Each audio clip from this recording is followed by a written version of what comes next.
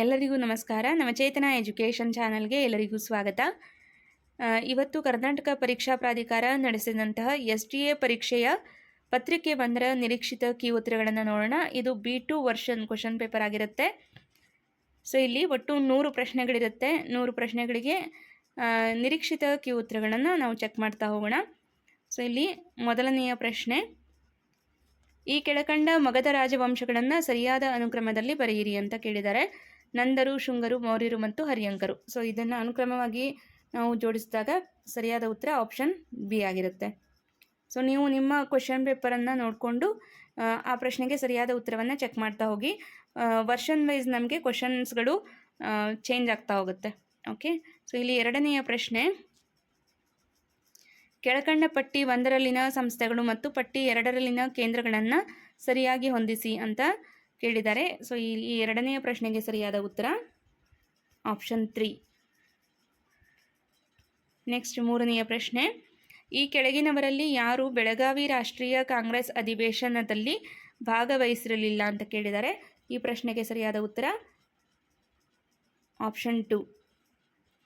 Next ನಾಲ್ಕನೆಯ ಪ್ರಶ್ನೆ, ಪೊನ್ನನಿಗೆ ಸಂಬಂಧಿಸಿದ ಹೇಳಿಕೆಗಳನ್ನು ಪರಿಗಣಿಸಿ ಅಂತ ಕೊಟ್ಟು 4 ಹೇಳಿಕೆಗಳನ್ನು ಕೊಟ್ಟಿದ್ದಾರೆ.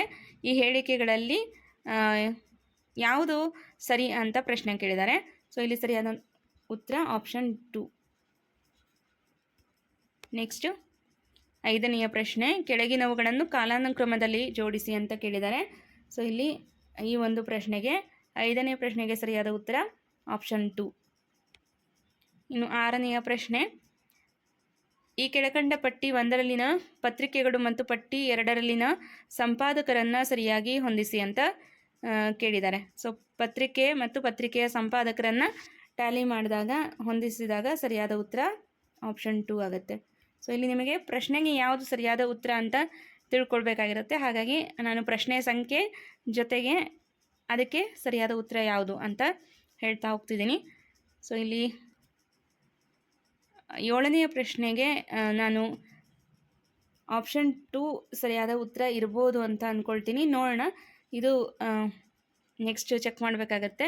ಈಗ ನೆಕ್ಸ್ಟ್ 8ನೆಯ ಪ್ರಶ್ನೆ, an era of darkness, the British empire in India. ಈ ಪುಸ್ತಕವನ್ನು ಬರೆದವರು ಶಶಿ ತರೂರ್.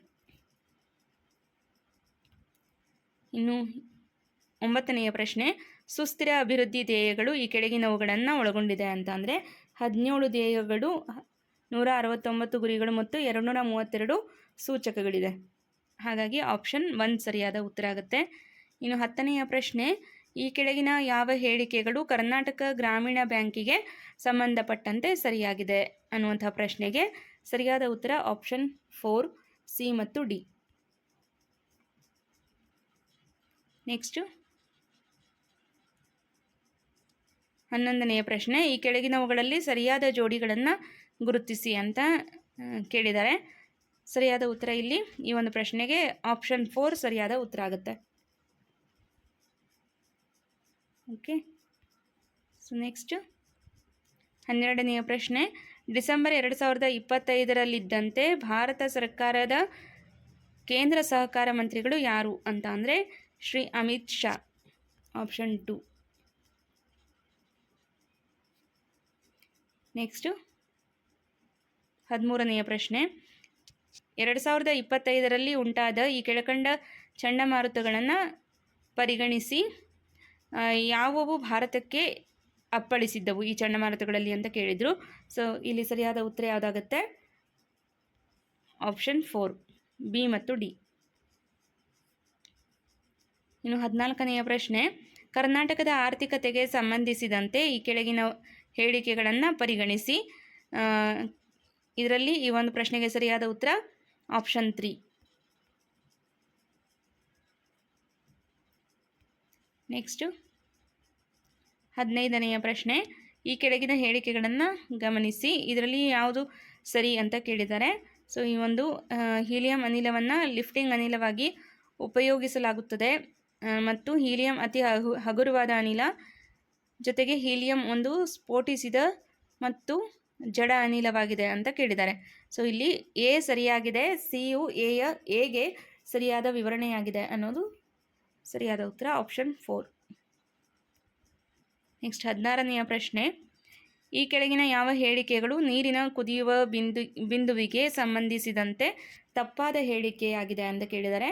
ಸೊ ಇಲ್ಲಿ ಆಪ್ಷನ್ 2 ಸರಿಯಾದ ಉತ್ತರ ಆಗುತ್ತೆ. ಸಿ ಮತ್ತು ಡಿ ತಪ್ಪಾದ ಹೇಳಿಕೆಗಳಾಗಿದೆ. 17ನೆಯ ಪ್ರಶ್ನೆ, 10% ಸಕ್ಕರೆಯ ದ್ರಾವಣವನ್ನು ಈ ಕೆಳಗಿನ ರೀತಿಯಲ್ಲಿ ಸಕ್ಕರೆಯನ್ನು ಕರಗಿಸುವುದರಿಂದ ತಯಾರಿಸಬಹುದು ಅಂತ ಹೇಳಿ 4 ಆಪ್ಷನನ್ನು ಕೊಟ್ಟಿದ್ದಾರೆ. ಸೊ ಇಲ್ಲಿ ಸರಿಯಾದ ಉತ್ತರವನ್ನು ಆರಿಸಿ ಅಂತ ಕೊಟ್ಟಾಗ ಸರಿಯಾದ ಉತ್ತರ ಆಪ್ಷನ್ 4 ಆಗುತ್ತೆ. ನೆಕ್ಸ್ಟು 18ನೆಯ ಪ್ರಶ್ನೆ, ಈ ಕೆಳಗಿನ ಸುಳಿವುಗಳನ್ನು ಆಧರಿಸಿ ರಾಸಾಯನಿಕದ ಹೆಸರನ್ನು ಪತ್ತೆ ಹಚ್ಚಿ ಅಂತ ಕೊಟ್ಟಿದ್ದಾರೆ. ಸೊ ಈ ಪ್ರಶ್ನೆಗೆ ಸರಿಯಾದ ಉತ್ತರ ಆಪ್ಷನ್ 3. ಇಲ್ಲಿ ಪ್ರಶ್ನೆಗಳನ್ನು ಹೇಳಿಕೆಗಳನ್ನು ನಾನು ಓದ್ತಾ ನಿಮಗೆ ಉತ್ತರಗಳನ್ನು ಹೇಳ್ತಾ ಹೋದರೆ ಈಗ ನಿಮಗೆ ಮೊದಲು ಯಾವ ಪ್ರಶ್ನೆಗೆ ಯಾವುದು ಸರಿಯಾದ ಉತ್ತರ ಅಂತ ತಿಳ್ಕೊಳ್ಳುವಂತಹ ಕುತೂಹಲದಲ್ಲಿರ್ತೀರ. ಸೊ ಹಾಗಾಗಿ ನಾನು ಹೇಳಿಕೆಗಳನ್ನು ಓದ್ತಾ ಇಲ್ಲ, ನೇರವಾಗಿ ಉತ್ತರವನ್ನು ಹೇಳ್ತಾ ಹೋಗ್ತೀನಿ. ಓಕೆ, ಸೊ ಈಗ ನೆಕ್ಸ್ಟು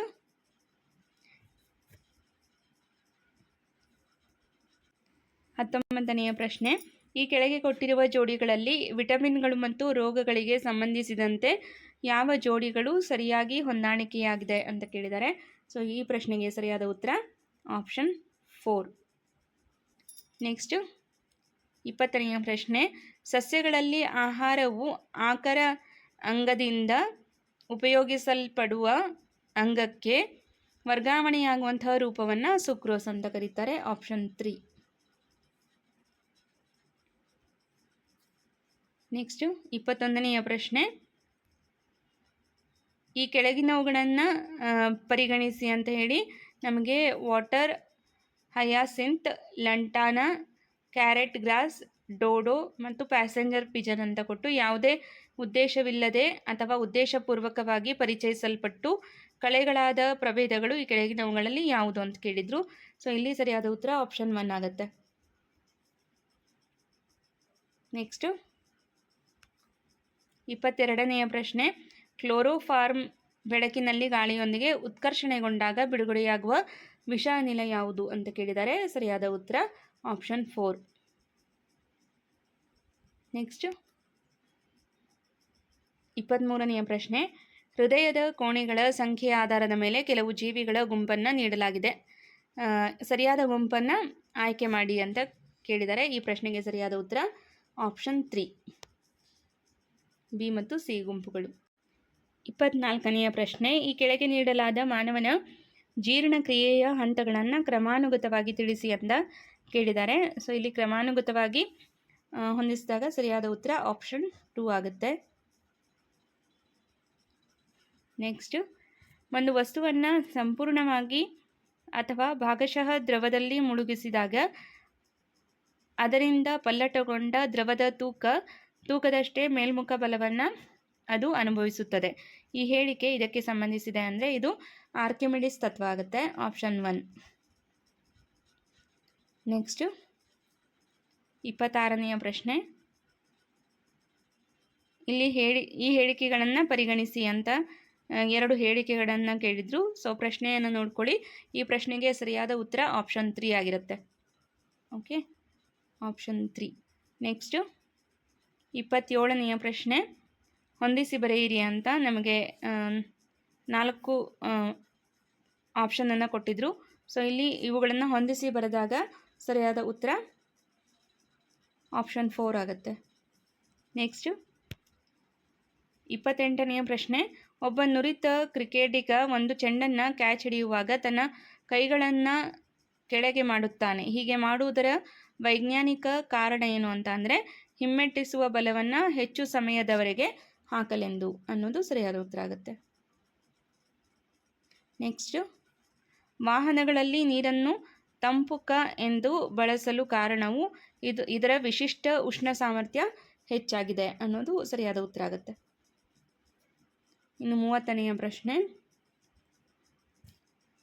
ನದಿಗಳು ತಮ್ಮ ಮುಖ್ಯ ನದಿಗಳನ್ನು ಸೇರುವ ಮಾನದಂಡವನ್ನು ಆಧರಿಸಿ ಈ ಕೆಳಗಿನ ಯಾವ ಕ್ರಮಾನುಗತವು ಸರಿಯಾಗಿದೆ ಅಂತ ಅಂದರೆ ಇಲ್ಲಿ ಸರಿಯಾದ ಉತ್ತರ ಆಪ್ಷನ್ 1.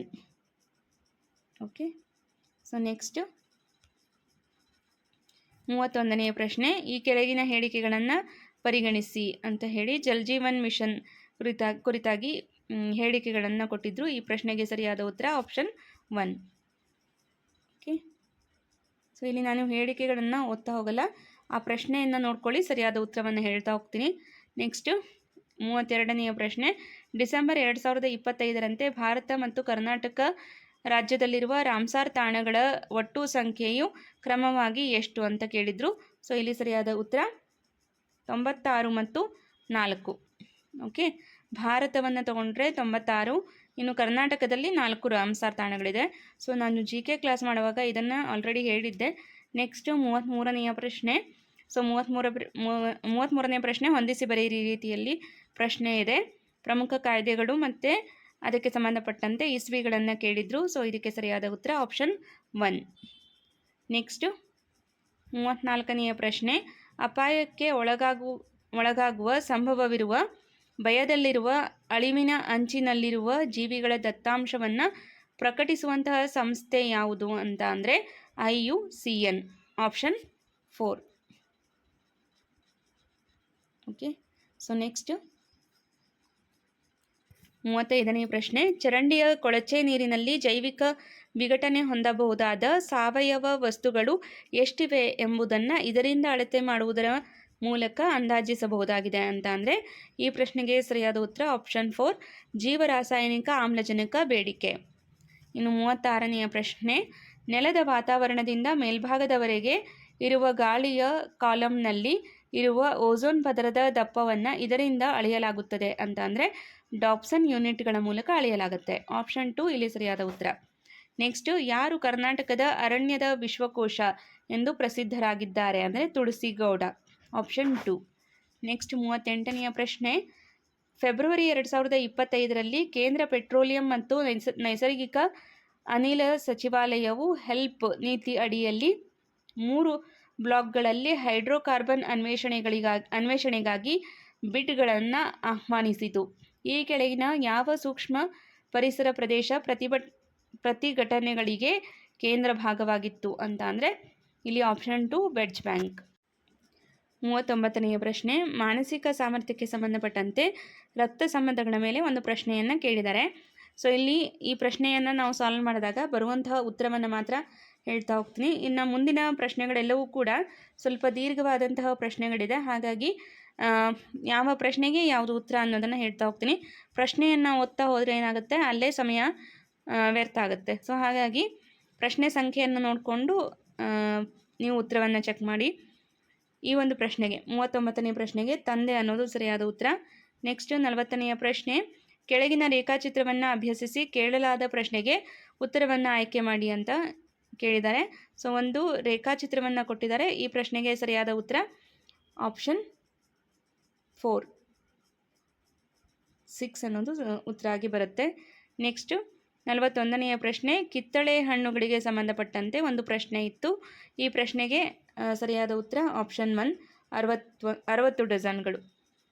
ನೆಕ್ಸ್ಟು ಇಲ್ಲಿ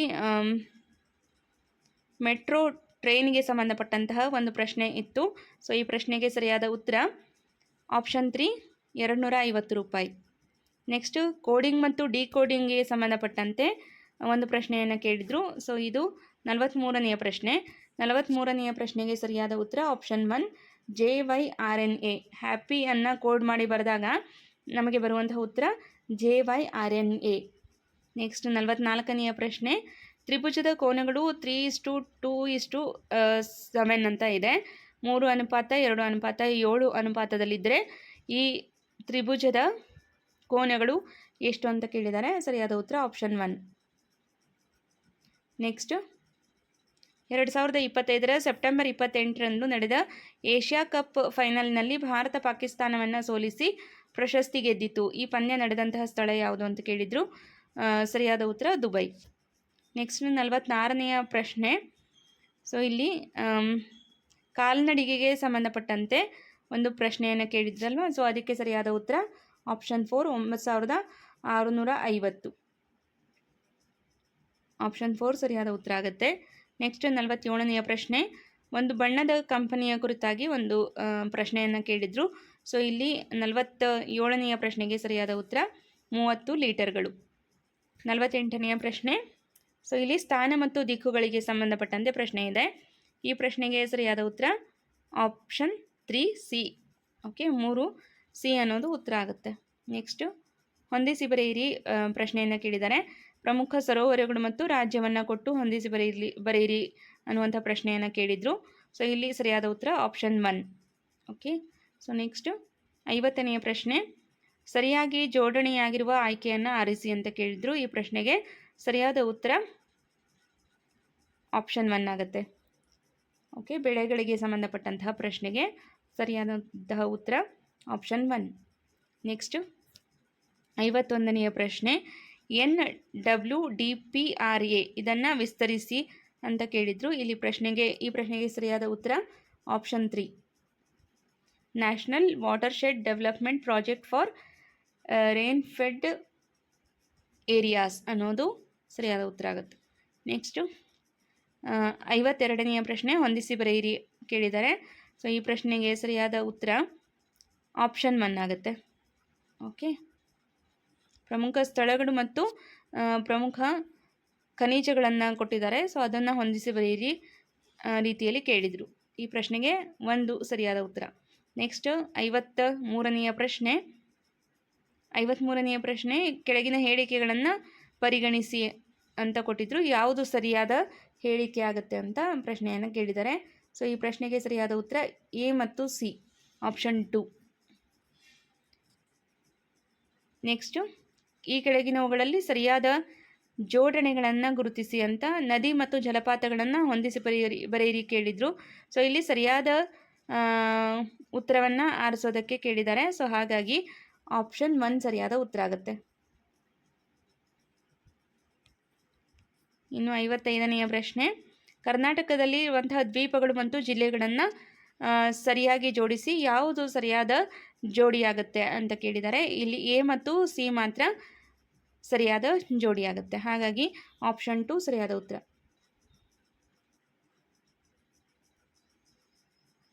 ಇನ್ನು 56ನೆಯ ಪ್ರಶ್ನೆ, ಕೆಳಗಿನ ಮೋಡಗಳ ಕ್ರಮವನ್ನು ಅವುಗಳ ಎತ್ತರಕ್ಕೆ ಅನುಗುಣವಾಗಿ ಆಯ್ಕೆ ಮಾಡಿ ಅಂತ ಕೊಟ್ಟಿದ್ದಾರೆ. ಸೊ ಇಲ್ಲಿ ಮೋಡಗಳನ್ನು ಎತ್ತರಕ್ಕೆ ಅನುಗುಣವಾಗಿ ಜೋಡಿಸಿದಾಗ ACBD ಅನ್ನೋದು ಉತ್ತರವಾಗಿ ಬರುತ್ತೆ. ಹಾಗಾಗಿ ಆಪ್ಷನ್ 1 ಸರಿಯಾದ ಉತ್ತರ. ನೆಕ್ಸ್ಟು ತೇವಾಂಶವನ್ನು ಅಳೆಯಲು ಬಳಸುವಂತಹ ಉಪಕರಣ ಹೈಗ್ರೋಮೀಟರ್. ನೆಕ್ಸ್ಟು ಈ ಕೆಳಗಿನ ಯಾವ ಬುಡಕಟ್ಟು ಭಾರತದಲ್ಲಿ ಹೆಚ್ಚು ವ್ಯಾಪಕವಾಗಿ ಹರಡಿದೆ ಅಂತ ಅಂದರೆ ಗೋಂಡ್ ಬುಡಕಟ್ಟು ಭಾರತದಲ್ಲಿ ಹೆಚ್ಚು ವ್ಯಾಪಕವಾಗಿ ಹರಡಿದೆ. ನೆಕ್ಸ್ಟ್ 58ನೆಯ ಪ್ರಶ್ನೆ, ಕನ್ನಡ ಚಲನಚಿತ್ರ ಕಂದೀಲು ಈ ಒಂದು ಚಲನಚಿತ್ರಕ್ಕೆ ಸಂಬಂಧಿಸಿದಂತೆ ಈ ಕೆಳಗಿನ ಯಾವ ಹೇಳಿಕೆಗಳು ತಪ್ಪಾಗಿವೆ ಅಂತ ಕೇಳಿದ್ದಾರೆ. ಸೊ ಇಲ್ಲಿ 3 ಹೇಳಿಕೆಗಳಿತ್ತು. ಇದರಲ್ಲಿ B ಮತ್ತು C ಹೇಳಿಕೆಗಳು ತಪ್ಪಾಗಿವೆ. ಸೊ ಹೇಳಿಕೆಗಳನ್ನು ಓದ್ತಾ ಹೋಗಲ್ಲ. ಆಪ್ಷನ್ 2 ಇಲ್ಲಿ ಸರಿಯಾದ ಉತ್ತರ ಆಗುತ್ತೆ. ನೆಕ್ಸ್ಟು 60ನೆಯ ಪ್ರಶ್ನೆ, INSV ಕೌಂಡಿನ್ಯಗೆ ಸಂಬಂಧಿಸಿದಂತೆ ಈ ಕೆಳಗಿನ ಯಾವ ಹೇಳಿಕೆ ತಪ್ಪಾಗಿದೆ ಅಂತ ಅಂದರೆ ಇಲ್ಲಿ ಈ ಒಂದು ಪ್ರಶ್ನೆಗೆ ಸರಿಯಾದ ಉತ್ತರ ಆಪ್ಷನ್ 4 ಸರಿಯಾದ ಉತ್ತರ ಆಗುತ್ತೆ. ಇನ್ನು 61ನೆಯ ಪ್ರಶ್ನೆ, ಡಿಸೆಂಬರ್ 2025ರಲ್ಲಿ ನವದೆಹಲಿಯ ಕೆಂಪುಕೋಟೆಯಲ್ಲಿ ಜರುಗಿದ ಯುನೆಸ್ಕೋದ ಅಂತರ್ ಸರ್ಕಾರಿ ಸಮಿತಿಯ 20ನೇ ಅಧಿವೇಶನದಲ್ಲಿ ಭಾರತದ ಯಾವ ಹಬ್ಬವನ್ನು ಯುನೆಸ್ಕೋದ ಮಾನವತೆಯ ಅಮೂರ್ತ ಸಾಂಸ್ಕೃತಿಕ ಪರಂಪರೆಯ ಪಟ್ಟಿಯಲ್ಲಿ ಸೇರಿಸಲಾಗಿದೆ ಅಂತ ಅಂದರೆ ದೀಪಾವಳಿ ಅನ್ನೋದು ಸರಿಯಾದ ಉತ್ತರ ಆಗುತ್ತೆ. ನೆಕ್ಸ್ಟು 62ನೆಯ ಪ್ರಶ್ನೆ, ನಾಸಾದ ಸ್ಪೇಸ್ಎಕ್ಸ್ ಕ್ರೂ 9 ಗಗನಯಾತ್ರಿಗಳು ಏಜೆನ್ಸಿಯ 9ನೇ ವಾಣಿಜ್ಯ ಪರಿಭ್ರಮಣ ಕಾರ್ಯಾಚರಣೆಯನ್ನು ಪೂರ್ಣಗೊಳಿಸಿದ ನಂತರ ಮೇ 2025ರಲ್ಲಿ ಯಶಸ್ವಿಯಾಗಿ ಭೂಮಿಗೆ ಮರಳಿದ್ದಾರೆ. ಈ ಕೆಳಗಿನವರಲ್ಲಿ ಯಾವ ಗಗನಯಾತ್ರಿಯು ಆ ಮಿಷನ್ನಿನ ಭಾಗವಾಗಿರಲಿಲ್ಲ ಎಂಬುದನ್ನು ಗುರುತಿಸಿ ಅಂತ ಕೊಟ್ಟಿದ್ದಾರೆ. ಶುಭಾಂಶು ಶುಕ್ಲಾ ಅನ್ನೋದು ಉತ್ತರ ಆಗುತ್ತೆ. ಸೊ ಕ್ವೆಶನ್ಸ್ ಎಷ್ಟು ಲೆಂದಿಯಾಗಿ ಕೇಳಿದ್ದಾರೆ ಅಂತ ಅಂದರೆ ಎಷ್ಟು ಡೆಪ್ತಾಗಿ ಪ್ರಶ್ನೆ ಕೇಳಿದ್ದಾರೆ ಅನ್ನೋದನ್ನು ಅರ್ಥ ಮಾಡ್ಕೊಳ್ಬೋದು. ಸೊ ಇದು STA ಪರೀಕ್ಷೆಗೆ ಸಂಬಂಧಪಟ್ಟಂತೆ ಮತ್ತು FDA, KPSC ಮತ್ತು KA ಸೊ ಈ ರೀತಿ ಪ್ರಶ್ನೆಗಳನ್ನು ಕೇಳೋದು ಸಹಜವಾಗಿರುತ್ತೆ. ಇನ್ನು 63ನೇ ಪ್ರಶ್ನೆಗೆ ಸರಿಯಾದ ಉತ್ತರ ಮೇರಿ ಸಹೇಲಿ ಅನ್ನೋದು ಸರಿಯಾದ ಉತ್ತರ ಆಗುತ್ತೆ.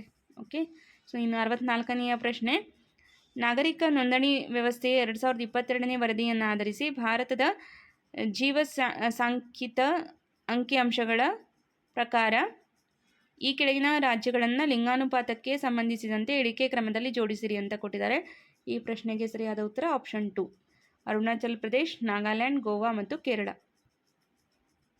ಇನ್ನು 65ನೆಯ ಪ್ರಶ್ನೆ, ವೆನಿಜುವೆಲಾದ ಅಧ್ಯಕ್ಷರಾಗಿದ್ದ ನಿಕೋಲಾಸ್ ಮಡೂರೋ ಅವರನ್ನು ಸೆರೆ ಹಿಡಿದ ನಂತರ ಅಲ್ಲಿಯ ಮಧ್ಯಂತರ ಅಧ್ಯಕ್ಷರಾಗಿ ಜನವರಿ 2026ರಲ್ಲಿ ಈ ಕೆಳಗಿನವರಲ್ಲಿ ಯಾರನ್ನು ನೇಮಿಸಲಾಗಿದೆ ಅಂತ ಪ್ರಶ್ನೆ ಕೇಳಿದ್ದಾರೆ. ಡೆಲ್ಸಿ ರೋಡ್ರಿಗಸ್ ಅವರನ್ನು ನೇಮಿಸಲಾಗಿದೆ.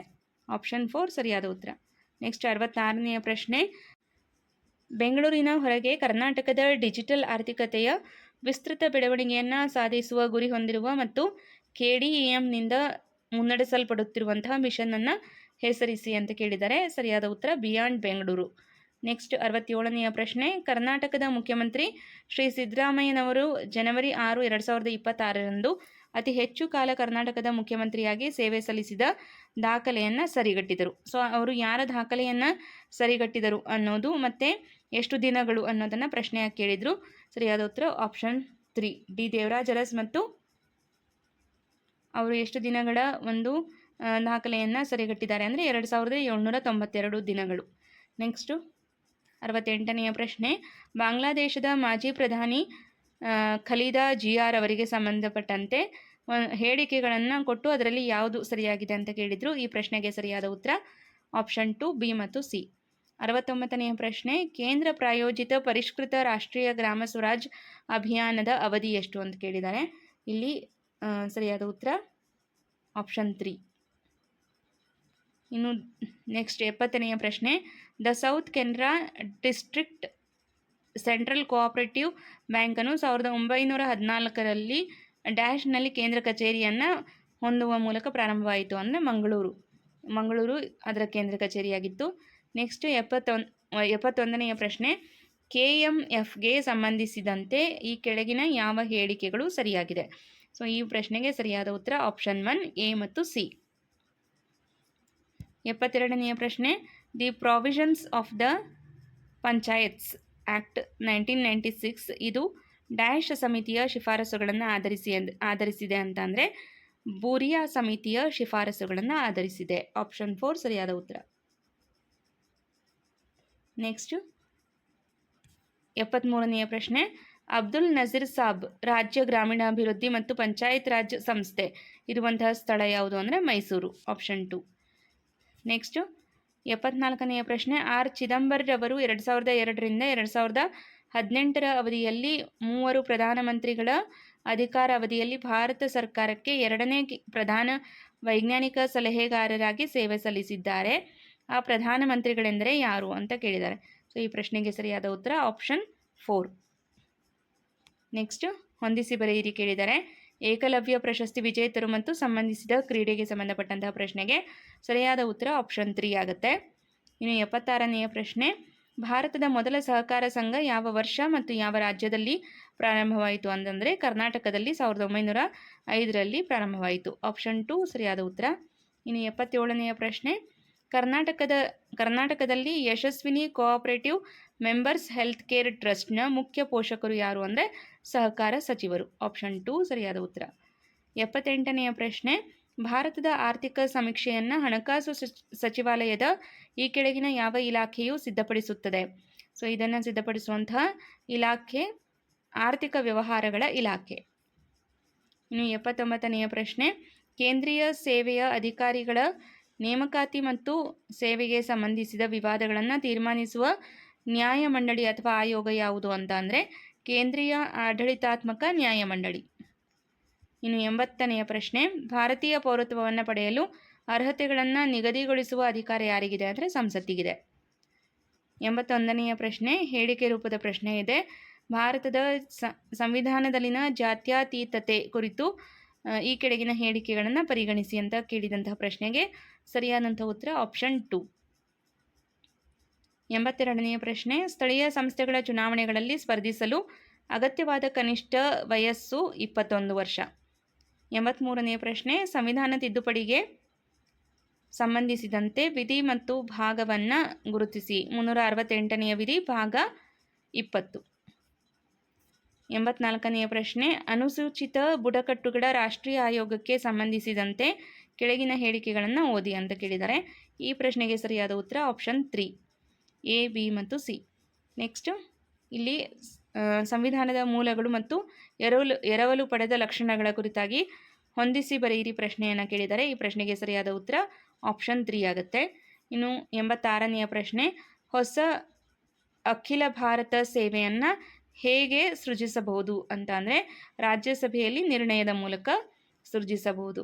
ನೆಕ್ಸ್ಟ್ 87ನೆಯ ಪ್ರಶ್ನೆ, ಭಾರತದ ಸಂವಿಧಾನದ 101ನೇ ತಿದ್ದುಪಡಿಗೆ ಸಂಬಂಧಿಸಿದಂತೆ ಈ ಕೆಳಗಿನ ಹೇಳಿಕೆಗಳನ್ನು ಪರಿಗಣಿಸಿ ಅಂತ ಹೇಳಿಕೆ ರೂಪದ ಪ್ರಶ್ನೆ ಕೇಳಿದ್ದಾರೆ. ಸೊ ಇದಕ್ಕೆ ಸರಿಯಾದ ಉತ್ತರ ಆಪ್ಷನ್ 1. ಮುನ್ಸಿಪಲ್ ಕಾರ್ಪೊರೇಷನ್ನ ಮುನ್ಸಿಪಲ್ ಕಮಿಷನರ್ ಅವರನ್ನು ಯಾರು ನೇಮಕ ಮಾಡುತ್ತಾರೆ ಅಂದರೆ ರಾಜ್ಯ ಸರ್ಕಾರ. 89ನೆಯ ಪ್ರಶ್ನೆ, ರಾಜ್ಯ ನೀತಿ ನಿರ್ದೇಶಕ ತತ್ವಗಳಿಗೆ ಸಂಬಂಧಿಸಿದ ಹೇಳಿಕೆ ರೂಪದ ಪ್ರಶ್ನೆ ಕೇಳಿದ್ರು. ಇದಕ್ಕೆ ಸರಿಯಾದ ಉತ್ತರ ಆಪ್ಷನ್ 4. ಇನ್ನು 90ನೆಯ ಪ್ರಶ್ನೆ, ಭಾರತ ಸರ್ಕಾರ ಕಾಯ್ದೆ 1935ರ ಕುರಿತು ಈ ಕೆಳಗಿನ ಹೇಳಿಕೆಗಳನ್ನು ಪರಿಗಣಿಸಿ ಅಂತ ಕೇಳಿದ ಪ್ರಶ್ನೆಗೆ ಸರಿಯಾದ ಉತ್ತರ ಆಪ್ಷನ್ 2. ಇನ್ನು 87ನೆಯ ಪ್ರಶ್ನೆ, ಒಂದು ಸೆಕೆಂಡ್. ಸೊ 91ನೇ ಪ್ರಶ್ನೆ, ಅದು ಪೇಜ್ ರಿಪೀಟ್ ಆಗಿದೆ. ಕೆಳಗೆ ಕೊಟ್ಟಿರುವ ಭಾರತದ ಉಪರಾಷ್ಟ್ರಪತಿಗಳಲ್ಲಿ ಅವಿರೋಧವಾಗಿ ಚುನಾಯಿತರಾದವರು ಯಾರು ಅಂದರೆ ಡಾಕ್ಟರ್ ಎಸ್ ರಾಧಾಕೃಷ್ಣನ್. 92ನೆಯ ಪ್ರಶ್ನೆ, ಭಾರತದ ಕೇಂದ್ರ ಶಾಸಕಾಂಗಕ್ಕೆ ಸಂಬಂಧಿಸಿದ ಹೇಳಿಕೆಗಳನ್ನು ಗಮನಿಸಿ ಅಂದರೆ ಇಲ್ಲಿ ಈ ಪ್ರಶ್ನೆಗೆ ಸರಿಯಾದ ಉತ್ತರ ಆಪ್ಷನ್ 1 ಎ ಮತ್ತು ಬಿ ಮಾತ್ರ. 93ನೆಯ ಪ್ರಶ್ನೆ, ಕರ್ನಾಟಕದ ಏಕೀಕರಣಕ್ಕೆ ಸಂಬಂಧಿಸಿದಂತೆ ಈ ಕೆಳಕಂಡ ಹೇಳಿಕೆಗಳನ್ನು ಪರಿಗಣಿಸಿ ಅಂತ ಕೇಳಿದ್ದಾರೆ. ಸೊ ಈ ಪ್ರಶ್ನೆಗೆ ಸರಿಯಾದ ಉತ್ತರ ಆಪ್ಷನ್ 3 ಎ ಮತ್ತು ಬಿ ಮಾತ್ರ. ನೆಕ್ಸ್ಟ್ 94ನೆಯ ಪ್ರಶ್ನೆ, 1857ರ ದೆಹಲಿಯ ದಂಗೆಗೆ ಸಂಬಂಧಿಸಿದಂತೆ ಈ ಕೆಳಕಂಡ ಹೇಳಿಕೆಗಳನ್ನು ಪರಿಗಣಿಸಿ. ಸೊ ಈ ಪ್ರಶ್ನೆಗೆ ಸರಿಯಾದ ಉತ್ತರ ಆಪ್ಷನ್ 2 ಆಗುತ್ತೆ. ಇನ್ನು 95ನೆಯ ಪ್ರಶ್ನೆ, ಬಂಗಾಳಕ್ಕೆ ಸಂಬಂಧಿಸಿದಂತೆ ಕೆಳಗಿನ ಹೇಳಿಕೆಗಳನ್ನು ಗಮನಿಸಿ. ಈ ಪ್ರಶ್ನೆಗೆ ಸರಿಯಾದ ಉತ್ತರ ಆಪ್ಷನ್ 1. 96ನೆಯ ಪ್ರಶ್ನೆ, ಕ್ರಿಸ್ತಶಕ 1672ರಲ್ಲಿ ಶಿವಾಜಿಯ ಸೈನ್ಯ ಮೊಘಲರನ್ನು ಯಾವ ಕದನದಲ್ಲಿ ಸೋಲಿಸಿತು ಅಂತ ಅಂದರೆ ಸಾಲ್ಹೇರ್ ಯುದ್ಧ. ನೆಕ್ಸ್ಟ್ 97ನೆಯ ಪ್ರಶ್ನೆ, ಕೆಳಗಿನ ಯಾವ ಸ್ಥಳಗಳಲ್ಲಿ ಸ್ತೂಪವನ್ನು ನಿರ್ಮಿಸಲಾಗಿಲ್ಲ ಅಂದರೆ ಕಾರ್ಲೆಯಲ್ಲಿ ಸ್ತೂಪವನ್ನು ನಿರ್ಮಿಸಲಾಗಿಲ್ಲ. ಸೊ ನೆಕ್ಸ್ಟ್ 98ನೆಯ ಪ್ರಶ್ನೆ, ಇಲ್ಲಿ ಗಣರಾಜ್ಯ ಮತ್ತು ಜನಾಂಗಕ್ಕೆ ಸಂಬಂಧಪಟ್ಟಂತೆ ಹೊಂದಿಸಿ ಬರೆಯಿರಿ ಪ್ರಶ್ನೆ ಕೇಳಿದ್ದಾರೆ. ಈ ಪ್ರಶ್ನೆಗೆ ಸರಿಯಾದ ಉತ್ತರ ಆಪ್ಷನ್ 2 ಆಗುತ್ತೆ. ಇನ್ನು ವಾಸನ 2 ಕೃತಿಗಳನ್ನು ಗುರುತಿಸಿ ಅಂತ ಕೇಳಿದ್ದಾರೆ. ಸೊ ಇಲ್ಲಿ ಸರಿಯಾದ ಉತ್ತರ ಆಪ್ಷನ್ 2 ಆಗುತ್ತೆ. ಇನ್ನು ಕೊನೆಯ ಪ್ರಶ್ನೆ, 4ನೇ ಆಂಗ್ಲೋ ಮೈಸೂರು ಯುದ್ಧದ ಸಂದರ್ಭದಲ್ಲಿ ಬ್ರಿಟಿಷ್ ಸೇನೆಯ ಕಮಾಂಡರ್ ಆಗಿದ್ದವರು ಯಾರು ಅಂತ ಪ್ರಶ್ನೆ ಕೇಳಿದ್ದಾರೆ. ಈ ಪ್ರಶ್ನೆಗೆ ಸರಿಯಾದ ಉತ್ತರ ಆಪ್ಷನ್ 4 ಬಿ ಮತ್ತು ಇ. ಸೊ ಇಲ್ಲಿ ಯಾವ ಪ್ರಶ್ನೆಗಳನ್ನು ಸಿಂಪಲಾಗಿ ಕೇಳಿಲ್ಲ ಅನ್ನೋದನ್ನು ನಾವು ನೋಡ್ಬೋದು. ಓಕೆ, KPSC KA ಎಕ್ಸಾಮ್ಸ್ಗಳು ಟಫ್ ಲೆವೆಲಲ್ಲಿರುತ್ತೆ, ಯಾಕಂದರೆ ಕಾಂಪಿಟೇಷನ್ ಕೂಡ ಹಾಗೆ ಇರುತ್ತೆ. ಸೊ ಈ ಕ್ವಶನ್ ಪೇಪರ್ ಭಾಳನೇ ಡಿಫಿಕಲ್ಟ್ ಆಗಿದೆ ಅಂತ ನನಗನ್ನಿಸ್ತು. ಪ್ರಶ್ನೆಗಳನ್ನು ಓದೋದಕ್ಕೆ ಸಾಕಷ್ಟು ಸಮಯ ಬೇಕಾಗತ್ತೆ. ಹಾಗಾಗಿ ನಾವು ಹೇಗೆ ಓದಬೇಕು ಅನ್ನೋದನ್ನು ಈ ಪ್ರಶ್ನೆ ಪತ್ರಿಕೆಯನ್ನು ಆಧರಿಸಿದರೆ ಗೊತ್ತಾಗತ್ತೆ. ಬೇರೆ ಬೇರೆ ಡಿಪಾರ್ಟ್ಮೆಂಟ್ ಎಕ್ಸಾಮ್ಸ್ಗಳಿಗಾದರೆ ಸ್ವಲ್ಪ ಡೆಪ್ತಾಗಿ ಓದಬೇಕಾಗತ್ತೆ.